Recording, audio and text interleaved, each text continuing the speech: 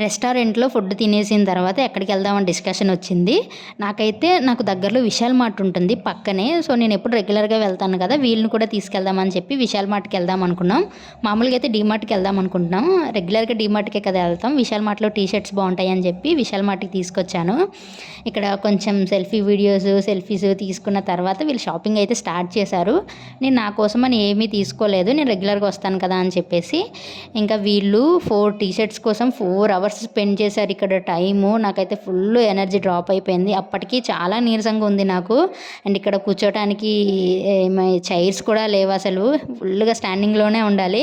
నాకు ఎక్కడ ప్లేస్ కనిపిస్తే అక్కడ కూర్చుండిపోతున్నాను. చూసారా, ఇక్కడ ప్లేస్ సెట్ చేసుకున్నాను అనమాట. నేను ఎక్కడున్నానా అని వెతుక్కుంటున్నారు. అండ్ మా షాపింగ్ అయితే ఇలా అవుతుంది. నెక్స్ట్ నన్ను అయితే ఇంట్లో డ్రాప్ చేసి వీళ్ళైతే స్టార్ట్ అయిపోతున్నారు.